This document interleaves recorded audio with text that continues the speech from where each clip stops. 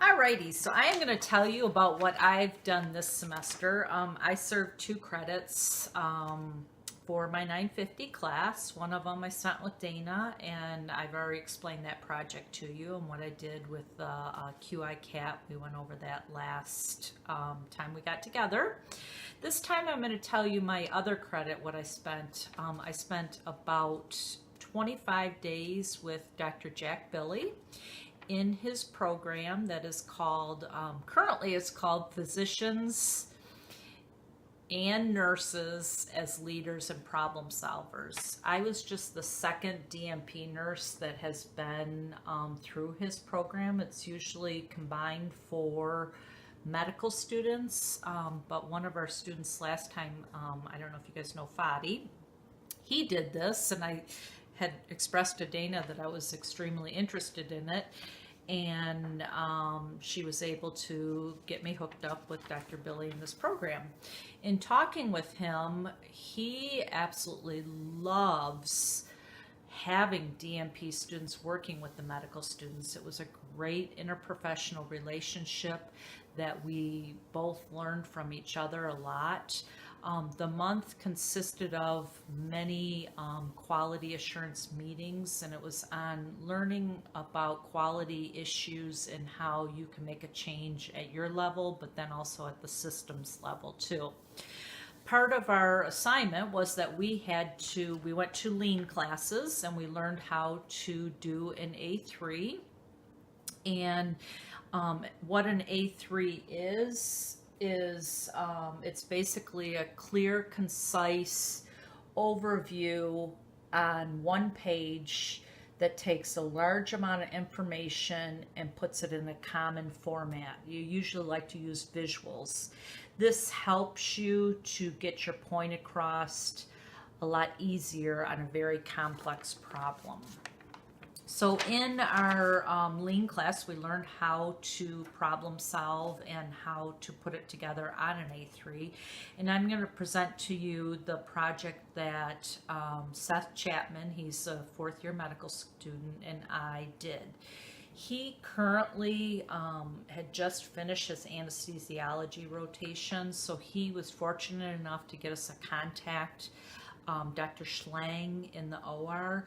He's the anesthesiologist, and basically we just contacted him and said, have you seen any problems or issues you'd like to get resolved? And he designated this problem to us. So our problem, this is a typical A3 on how it should look. It looks very, very busy, yes, but it's usually printed out on, and it's called an A3 because of the paper size. It's printed out on 11 by 8, so it doesn't look quite as bad. This is the standard template. This is our template of ours, and once again, it prints out a lot bigger. What I did was I made each slide a part of the A3 so that I could go through it with you together. So an A3 always starts with your title, and our title was Gliding into Savings, and like I said, it was by Seth Chapman and myself, Laura Prochnow. The background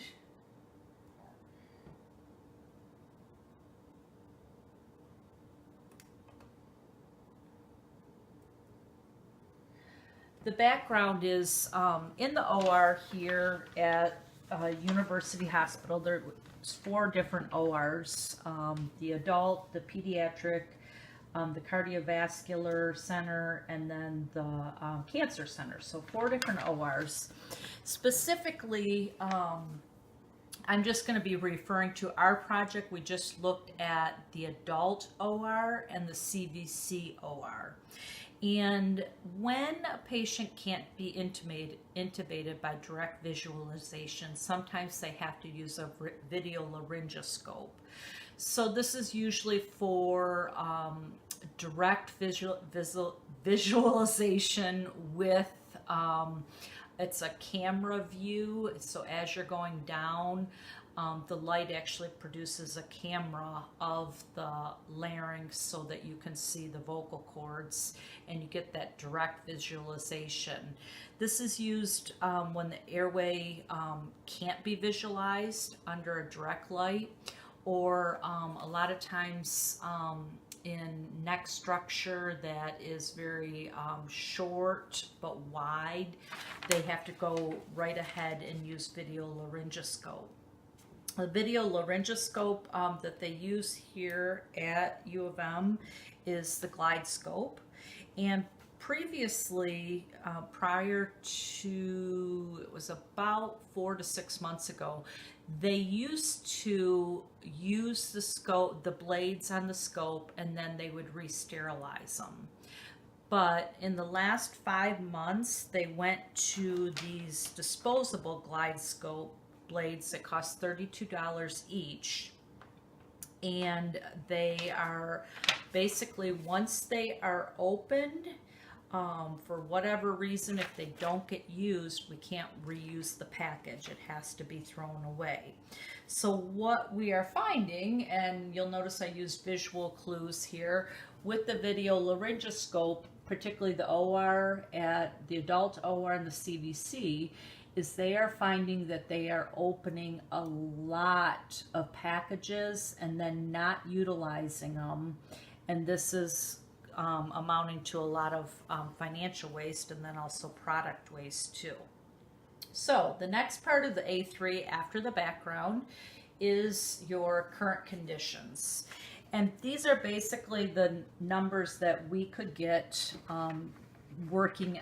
This was a 2-week project that we put together, so some of the numbers aren't quite as accurate as we would have liked, but Dr. Schlang was very happy, and this is something he can work with from here. So what they have is they have 2,690 blades that are purchased, and this is over a 6-month time period is what we looked at. So the last 6 months that they've been using these disposable blades. And they've estimated that they've only used 1,775 of them. And as I mentioned, they're $32 a blade. So what that's leaving us with is that's almost $30,000, $29,267 that are being spent on open packages, but the blades are not being utilized on a patient. They're basically being disposed. So you can see here on our slide, those are the numbers that I just told you. This is what the current GlideScope setup looks like. And they have 4 to 5 of these just in the one OR, and they're all set up like that. And they're used from room to room. They're whenever one's needed, somebody calls for one and then one's brought into the room. Or if they anticipate having to use one, they'll bring it into the room. The other part of the current condition, and this is just looking at it a little bit differently, is the UH Hospital in the blue. These are the amount of purchased blades, and then these are the amount that are actually being utilized. So you can see there's quite a gap. This is the CVC center, and then this is total. So there's quite a gap from what's being purchased to what's documented usage. That's how much is being wasted and then thrown away. So those are our current conditions, which is the part that you look at next under your A3. Now we're going to look at what our goal was, or our target was, after we talked to Dr. Schlang and we analyzed the program, which I'm going to talk about analyzing in a minute. This was a feasible goal that we came up with, is that in 2017, the current use, the metric was the money on unused discarded GlideScope blades was $29,267. Thus a gap, and then what they have spent in the last 6 months was $20,000. So the gap that we identified was $9,267. And then the number of blades, it was 66% that are actually being utilized. And we'd like to increase that to 80% of the packages that are being opened or utilized, because there are going to be times that the packages will be opened and then can't be utilized, and that will just happen sometimes, and that's a cost that we absorb as being a teaching center. Thus, we'd like the gap that we've identified is 14%. So those are current goals and target conditions that we're going to look for in the next 6 months, is to basically save about 10% or $10,000 in blades that aren't being opened unless they're supposed to. So the next part of this is the analysis, and this is a little bit of a busy slide, but you can, on your own copy, can zone in on each of the areas. Basically what we did is, the A3 is part of the LEAN program. This is a widely used program that was identified by Toyota. And basically it's taking the problem and it's letting the people that work every day with the issue work on solving the problem. And if their management does get involved with the problem, they go out and they work alongside their employees so that they can see how the problem is affecting their work. And when they go and they work next to their employees to visualize the problem and the issues that they're having, this is called a Gemba walk. And that's what Seth and I did once we met with Dr. Schlang, and he told us about the issues and the problems, and then we obtained the numbers from the purchasing department, and then also from the anesthesiology department on the current numbers being used. We then went and spent a morning in the OR. We just went to the adult OR to see what is actually happening with these blades. Why are they being opened and not used? Why would somebody do that? And there were several phases that we identified.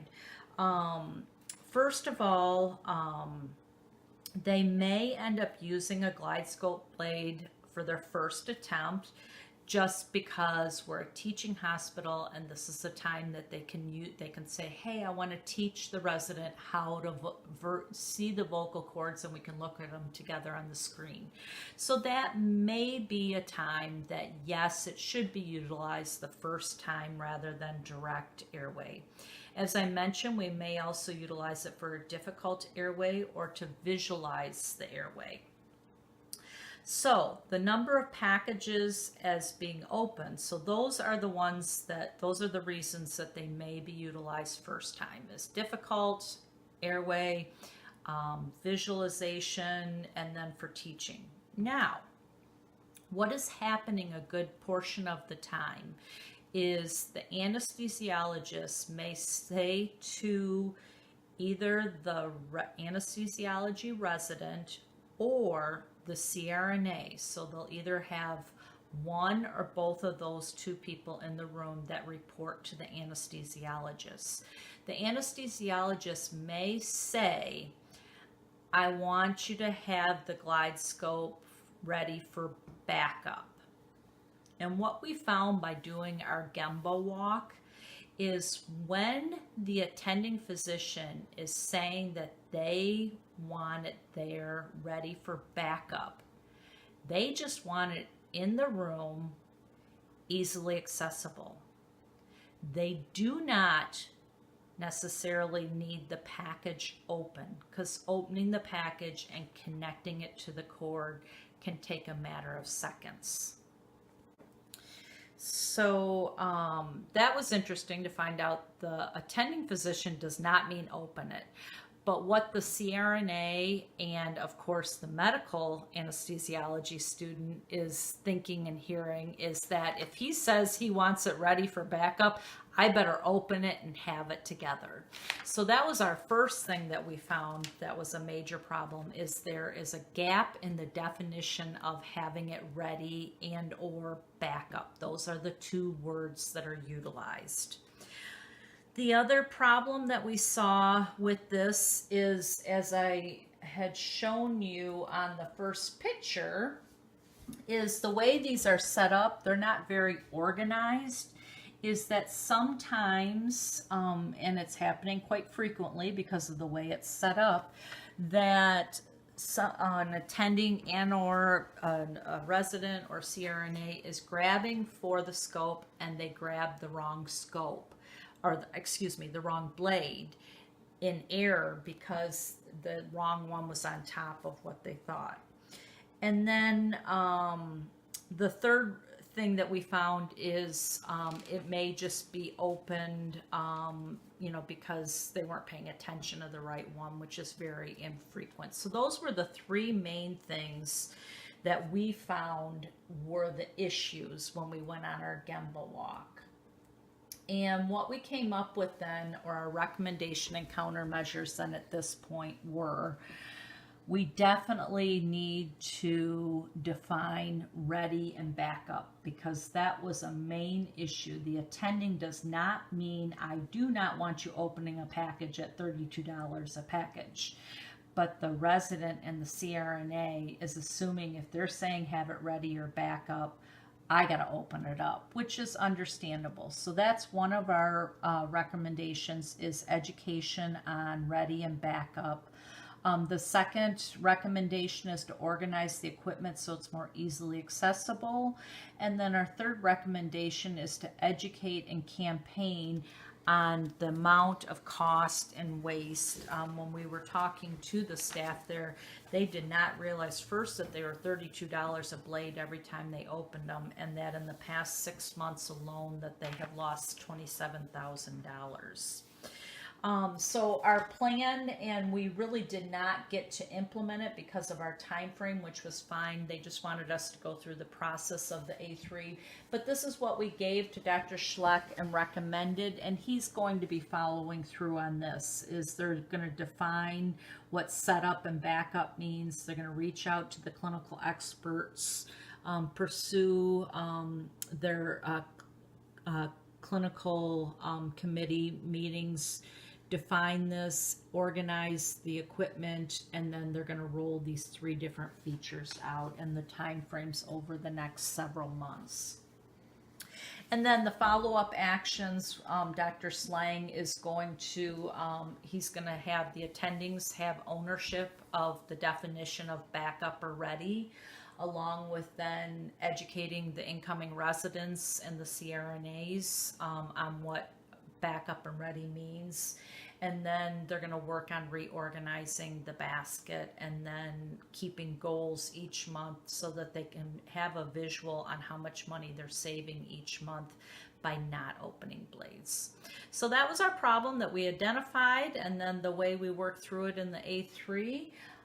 And then this was our full A3, which does get printed out on big size paper, which makes it a lot easier to see. Thank you.